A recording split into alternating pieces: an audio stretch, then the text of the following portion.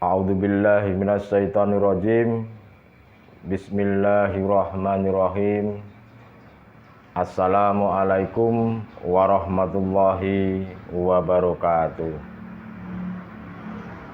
Bismillahi tawakkaltu 'alallah, la haula wala quwata illa billah. Asyhadu an la ilaha illallah wa asyhadu anna Muhammadan abduhu wa rasuluh. Allahumma sholli ala sayyidina Muhammad wa ala sayyidina Muhammad. Rabbi shrah li sadri wa yassir li amri wahlul 'uqdatam min lisani yafqahu qawli. Shadaqallahul azim. Amma ba'du. Saudara-saudaraku dimanapun kita berada,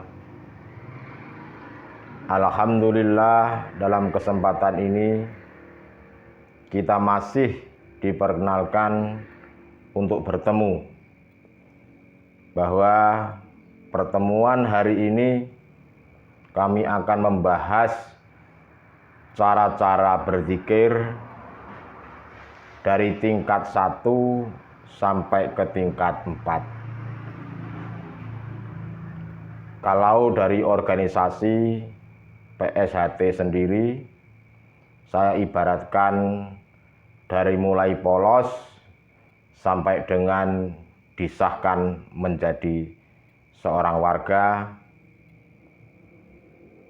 lanjutan warga tingkat 1, tingkat 2 hingga tingkat 3. Untuk bisa sampai kewusulan pada Allah Subhanahu wa Ta'ala. Berdasarkan surah Al-Insan ayat 25 dan 26, di mana Rasulullah diperintahkan oleh Allah Subhanahu wa Ta'ala untuk berzikir baik pagi, siang, sore, hingga sampai malam hari.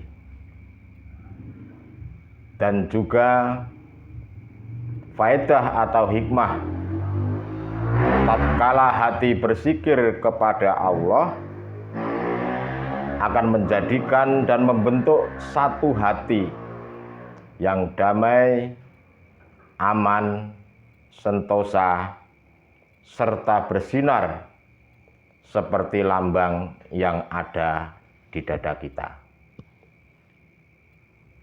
Bahkan sampai ibadah atau sholat itu kita diperintahkan semata-mata hanya berzikir kepada Allah. Yang dimaksud ingat atau berzikir ini yang bagaimana, yang sampai hati kewusulan kepada Allah itu yang bagaimana. Ini saudara-saudaraku yang menjadi pembicaraan kita pada hari ini. Secara lugat, zikir itu adalah ingat atau mengingat. Ingat di sini ada dua pandangan, atau secara istilah zikir adalah hati sadar dan menyadari bahwasanya semua apapun yang terjadi semata-mata hati sadar kalau di situ hanya perannya Allah Subhanahu wa Ta'ala. Walillahil malikal mulki tutil mulka miltasa. Walillah muklakus samawati wal ardi.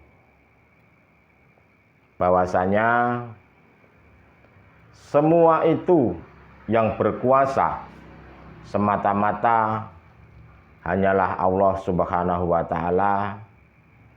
Semata-mata hanya Tuhan yang Maha Esa. Itulah aladzi atau hidup atau yang berwenang di situ. Saudara-saudaraku, dimanapun kita berada, kalau pandangan syariat disebut afdholu zikri fa'lam anahu la ilaha illallah. Sebaik-baiknya zikir adalah la ilaha illallah diucapkan di dalam lisan. Inilah saudara-saudaraku yang kami maksud. Tahapan pertama, kita mengucapkan la ilaha illallah dalam hitungan yang tidak ditentukan, alias disesuaikan dengan kemampuan kita masing-masing. Cuma etika ketika zikir di tahapan pertama, kita harus mengerti bahwasanya duduknya nafi ilaha dan duduknya isbat pada ilallah. Ini terserah panjenengan baca berapa kali, itu terserah. Karena ini sebagai proses awal kau berzikir kepada Allah, kau mengingat kepada Allah Subhanahu wa Ta'ala. Secara syariat, zikir ingat itu di dalam fisik berarti menggunakan akal. Ingat pada Allah, ingat bahwasanya apa yang ditampilkan di dunia ini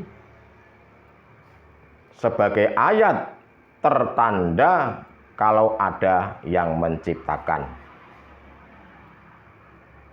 Tetapi ada tingkatan zikir yang kedua, yaitu zikir sirri. Yang pertama tadi disebut jahri, diucapkan di lisan la ilaha illallah, sambil kepala ditarik ke kanan, la ilaha dan ilallah sambil kepala ditundukkan di dalam hati kita. Seakan-akan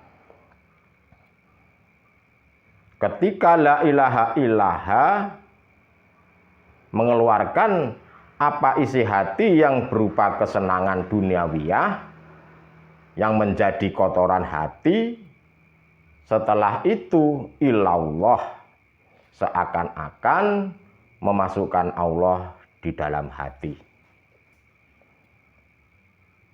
Terus pada tingkatan kedua adalah sirri. Sirri ini biasanya mengikuti irama nafas, dan irama nafas itu ada dua. Yang pertama masuk, yang kedua keluar. Ketika nafas ini masuk, Anda harus berzikir secara sir atau siri. Siri itu diucapkan di dalam hati tanpa di lisan. Karena siri itu adalah rahasia.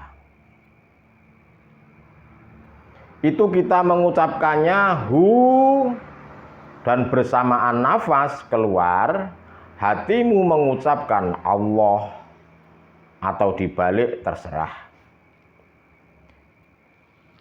Zikir 1 dan 2 ini masih menyebut nama Allah, belum bisa dikatakan wusul kepada Allah karena masih menyebut nama Allah. Ini pun tidak ada batasan-batasan atau hitungan-hitungan, tidak. Terserah kita semampunya. Tapi yang jelas, menurut saya jangan dihitung. Karena ini cuma pembelajaran saja. Zikir 1 dan 2 yaitu zikir jahri dan zikir sirri ini biasanya kita lakukan semata atau semasa kita masih di nurul iman, masih di dalam golongan syariat dan tarikat. Ini selalu dikumandangkan, lebih-lebih ketika saat zikir sir, apapun kondisi zahir atau fisik kita tetap melantunkan zikir tersebut.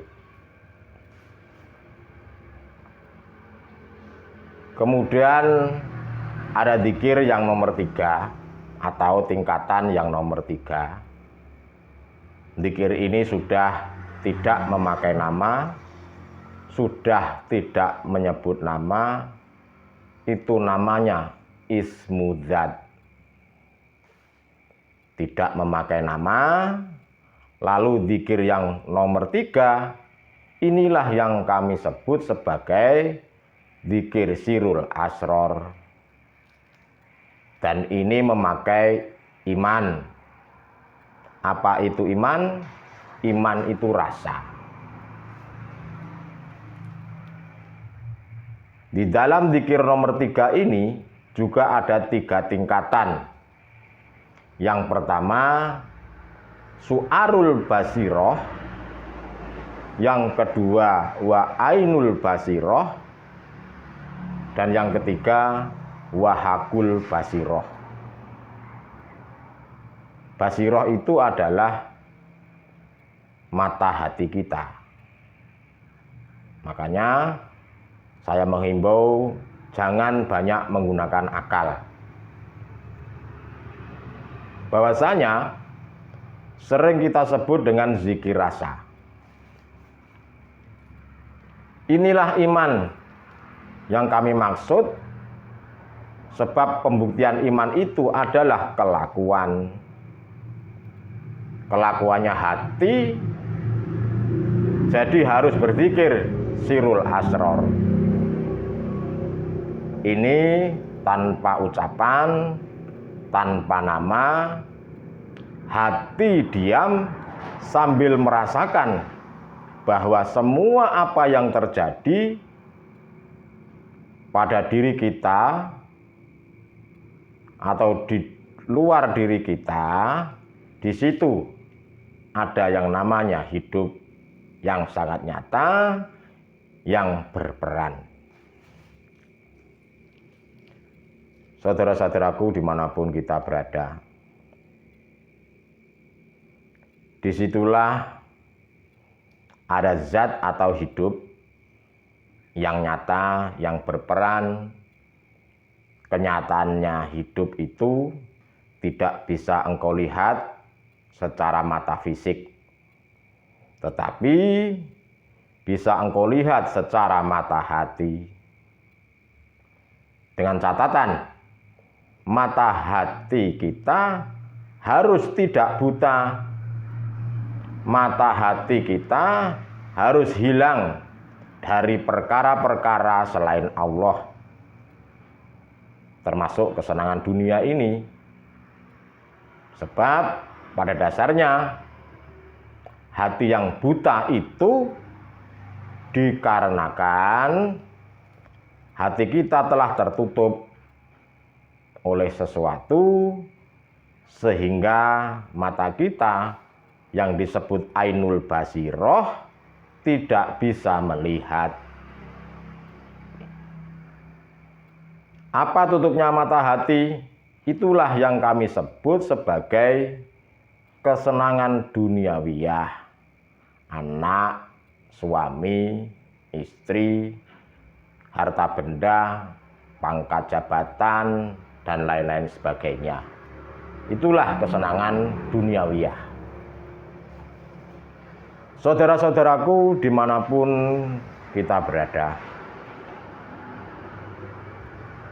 su'arul basiroh, merasakan hatimu bahwasanya semua apapun yang terjadi itu yang menguasai, yang berperan adalah hidup. Dan hidup inilah yang kami maksud, yang memiliki nama Allah. Ada yang menyebut Sang Hyang Widi, ada yang menyebut Sang Dumadi, dan lain-lain. Jadi hidup ini sebagai subjek maknawiyah. Sedangkan Allah itu ma'ani. Jadi ini bagaimana? Ketika saat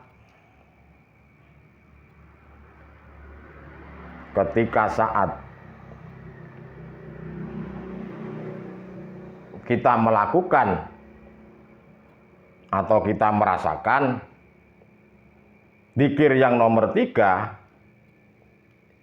ikutilah rasa di dalam hatimu yang hanya satu tujuan, menemui yang memiliki nama Allah di segala hal, di segala aspek apapun. Otomatis hatimu awalnya berangkat dari su'arul basiroh, berangkat dari merasakan adanya yang memiliki nama Allah, yang kami sebut sebagai hidup, yaitu sebagai hidup pada dirimu. Beliau itu di mana-mana dan tidak kemana-mana. Beliau yang meliputi, yang menguasai segala hal aspek apapun, baik di jantung, di paru-paru, di nafas, di rambut, di kulit, dan lain-lain sebagainya. Hatimu harus merasakan adanya hidup, bahwa hanya hidup yang berperan di situ. Ikuti rasa yang ada pada dirimu untuk naik di tingkatan yang kedua, yaitu adalah Ainul Basiroh. Ainul Basiroh, mata hatimu akan melihat dengan fakta dan nyata kewujudannya Allah, manakala dirimu sudah kefanaan selain Allah, termasuk dirimu yang dinamakan ruh si fulan, itu sudah tiada. Inilah yang namanya menafikan atau memfanakan atau meniadakan perkara-perkara yang asalnya itu tiada. Siapa yang aslinya itu tiada adalah selain Allah, termasuk diri kita ini. Inilah proses rumit yang kami maksud sebagai kefanaan. Nanti kamu dibimbing oleh Allah sendiri, dan nanti akan diarahkan oleh Allah sendiri. Di situ saudara-saudaraku, jadi antara su'arul basiroh ke ainul basiroh, antara merasakan dan melihat atau bertemu, di sini banyak kotoran tutupnya hati kita. Ini harus dibersihkan, dan ini akan dibersihkan oleh Allah Subhanahu wa Ta'ala. Secara otomatis kita harus telaten, dan kita harus selalu istiqomah. Dikatakan kalau sudah ke Ainul Basiroh, melihat, ketemu, Anda sudah tiada. Yang dikatakan lama wujudan illallah. Sudah ketemu di situ. Nama diri kita si fulan ruh, nama si fulan itu sudah tiada. Makanya di dalam hatimu tidak ada selain daripada hidup, yang kami maksud adalah Allahnya itu. Ketika Ainul Basiroh sudah terpapar dalam dirimu, maka satu paket dengan hakul basiroh. Apa?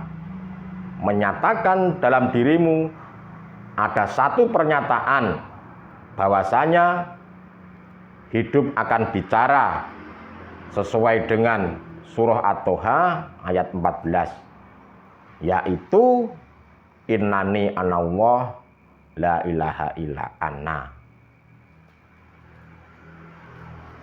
Di hatimu akan muncul satu pengakuan atas diri Tuhan yang Maha Esa.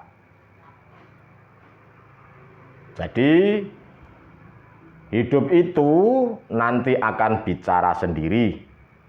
Ya, aku ini yang disebut Tuhan yang Maha Kuasa atau Tuhan yang Maha Esa. Jadi yang bertemu, yang menemui, kalau sudah di posisi Ainul Basiroh, yang menemui dan yang melihat, yang bisa melihat itu adalah zatnya sendiri. Yang melihat tadinya proses dari Su'arul Basiroh,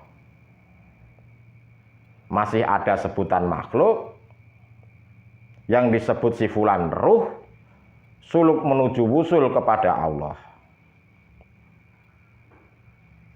Ada ucapan yang ditemui yaitu Allah. Nama-nama seperti ini, itu semua nanti telah tiada. Mata untuk melihat, itu pun nanti juga sudah tiada. Yang ada adalah diri insun Tuhan yang Maha segala-galanya. Ini kalau sudah di hakul basiroh.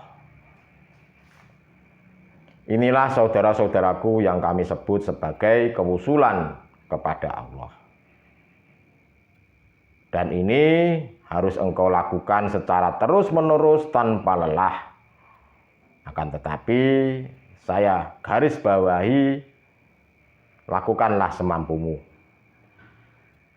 Kalau sudah di hakul basiroh, dikatakan sudah wusul kepada Allah, di makom musyahadah, ini nanti akan masuk zikir di tahapan yang keempat, secara otomatis disebut fana'u zikri. Dalam hatimu sudah mengakui bahwa si hamba ini yang berzikir, si hamba ini yang berperan, si hamba ini yang menghadap, si hamba ini yang melihat, sudah tidak ada. Maka dengan ini saya bahasakan sederhana, yaitu fana'u zikri. Jadi di dalam hatimu sudah tidak ada lagi pengakuan atas diri hamba yang berperan, itu sudah tiada.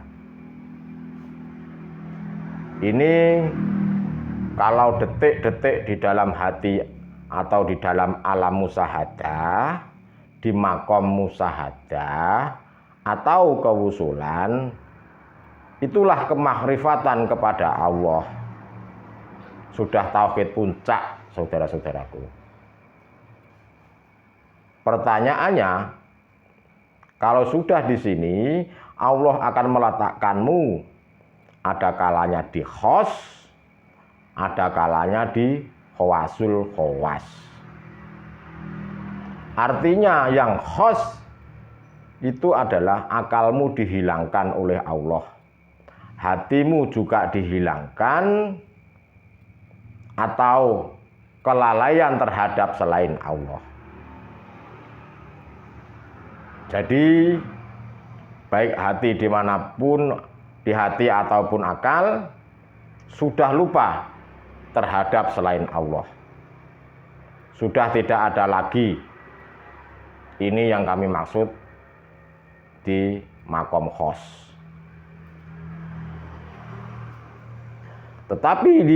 Tetapi kalau di khawasul khawas, hatimu jelas sudah tidak ada lagi setitik pun perkara-perkara selain Allah. Sudah tidak ada yang ada hanyalah insun Tuhan Yang Maha Esa. Tetapi dengan cara akal kau masih berlaku sifat basariyah, atau kita masih dalam keadaan normal, masih bisa diajak bicara atau diajak ngomong. Tetapi untuk hatimu sudah tidak bisa diajak ngomong, karena disibukkannya hatimu bermunajat kepada Allah, disibuknya hatimu bertajali kepada Allah. Inilah yang kami maksud sebagai tajali mutlak. Apapun gerak-gerak atau apapun gerak-gerik yang terjadi di situ, yang keluar dalam hatimu adalah keinsunan Tuhan Yang Maha Esa, atau bisa disebut Allah, atau bisa disebut Sang Yang Widi, Sang Yang Kerta, dan lain-lain sebagainya. Ini biasanya zikir ini hanya disampaikan di tengah-tengah jiwa yang sudah berhakikat dan bermakrifat. Ini biasanya tidak akan digelar di tengah-tengah thariqah, baik zikir sirul asror yang ada dalam zikir sirul asror itu sendiri. Zikir sirul asror sendiri ada 3 tahapan, yaitu su'arul basiroh, wa ainul basiroh, wa hakul basiroh. Merasakan, melihat, menyatakan, ini tidak ada. Dan memang tidak dibahas di dalam syariat atau tarikat. Yang dibahas dalam syariat dan tarikat adalah jahri dengan sirri. Padahal saudara-saudaraku, itu adalah penting. Zikir yang nomor 3, ini yang kami sebut atau sebagai kunci pembuka hatimu bisa masuk di alam musyahadah. Bukan alam mukasafah, tetapi alam musyahadah. Sebab sebelum ke alam musyahadah itu ada alam mukasafah. Di dalamnya itu ada alam jabarut, alam lahut, alam malakut. Artinya apa? Artinya disikapinya hatimu dari kegoiban makhluk apapun. Dan ini juga sebagai ujian Allah terhadap si salik ketika berzikir, ketika menuju zikir keempat, yaitu ditemukannya saudara-saudara kegoiban. Ditemukanlah dalam alam kegoiban makhluk. Mungkin kita diperlihatkan malaikat, diperlihatkan para nabi, para rasul, kekasih-kekasih Allah. Tetapi masih sebatas makhluk.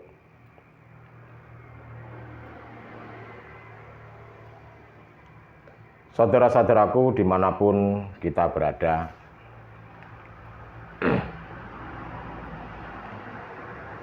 ini kalau kita di dalam menuju kewusulan musyahadah, jangan sampai kita terlena.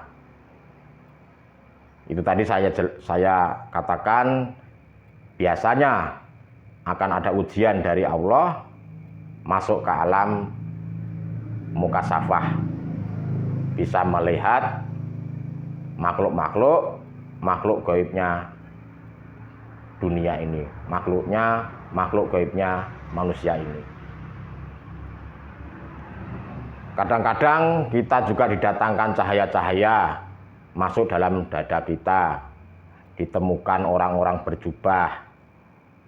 Saya hanya berpesan, apabila ditampilkan seperti halnya begitu, Anda harus waspada.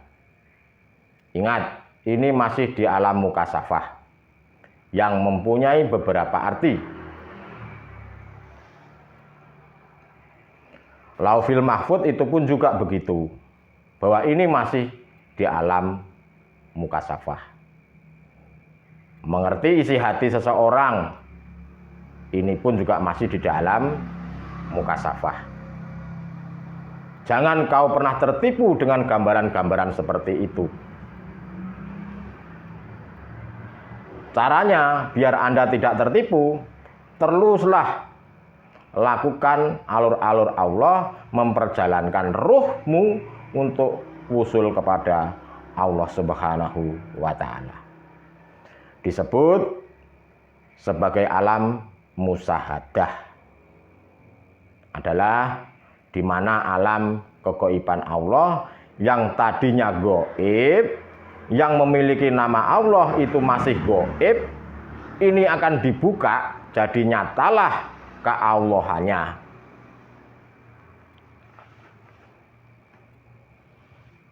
Saudara-saudaraku dimanapun kita berada, karena yang bisa menyatakan, yang bisa melihat terhadap Allah itu adalah zatnya sendiri. Yang tadinya nama roh ini nanti akan lebur dengan sendirinya. Saudara-saudaraku dimanapun kita berada, inilah salah satu tahapan zikir untuk hati bisa sampai kewusulan kepada Allah. Oleh karenanya, bagi Anda yang memang ingin memperbaiki hatinya kepada Allah, untuk kewusulan kepada Allah, untuk marifat kepada Allah, lakukanlah apa yang kami sampaikan.